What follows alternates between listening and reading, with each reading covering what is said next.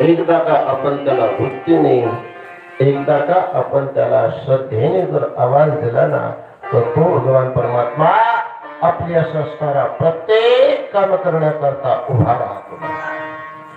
अशा त्या देवाच्या लीला श्रवण करण्याकरता चाललेलं हे शिव महापुरा.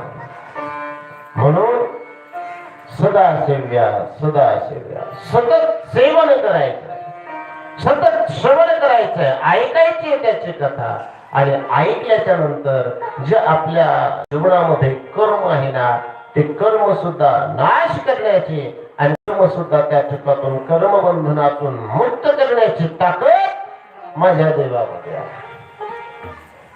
काल आपण श्रवण करून आलो की भगवान परमात्मा या शिवभक्तीमध्ये कोणत्याही योनीमध्ये जर गेलेला असेल तर त्याला मुक्त करतात, त्याला त्या दुःखातून, त्या पीडेतून बाहेर काढतात. असा तो भगवान परमात्मा कसा आहे, की भगवान परमात्मा दिसायला कसा, त्याची सेवा कशी करायची ते आज आपण श्रवण करणार. भगवान परमात्मा सांगतात, सुतजींनी शौनकादी ऋषींना सांगायला सुरुवात केली. शौनकादी ऋषींनी प्रश्न केला, म्हटले महाराज सांगा, म्हटले या कलियुगामध्ये भगवान परमात्म्याला प्राप्त करण्याकरता लोकांकडे टाइम नाही. कारण कलियुगाचं वर्णन करण्यात आलं त्यावेळेस सगळ्यात महत्वाचा मुद्दा त्या असणाऱ्या शौनकादी ऋषींनी मांडला. म्हटले महाराज, सत्ययुगामध्ये, त्रेतायुगामध्ये, द्वापार युगामध्ये प्रत्येक माणसाकडं टाइम भरपूर होता, वेळ भरपूर होता. म्हणते प्रत्येकाकडे सत्ययुगामध्ये 1,00,000 वर्षाविषय होतं. म्हणते 1,00,000 वर्षापर्यंत त्या ठिकाणी सर्वजण जगायचे.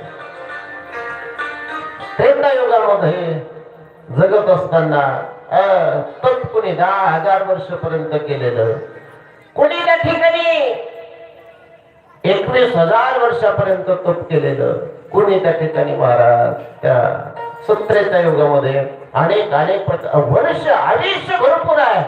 त्यामुळं तप करण्याकरता दिवसही भरपूर आहेत, वर्षही भरपूर आहेत. त्रेतायुग संपला, सत्ययुग लागला. सत्ययुग संपला, त्रेतायुग लागला. सत्ययुगामध्ये 1,00,000 वर्ष, त्रेतायुगामध्ये त्याच्यातला 1,000 संपला. किती राहिलं? 1,00,000मधला 1,000 गेला. खाली किती राहिले? 10,000. आहे का नाही? 10,000 वर्ष त्या सत्ययुगामध्ये.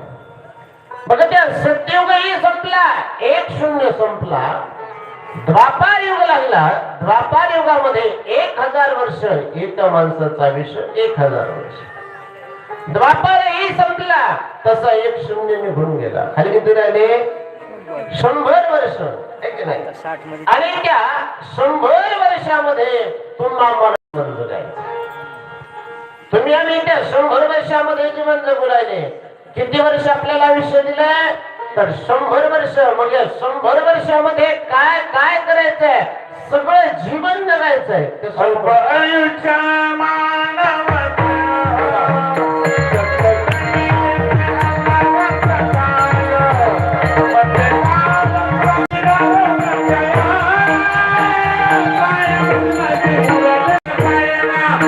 गजेंद्र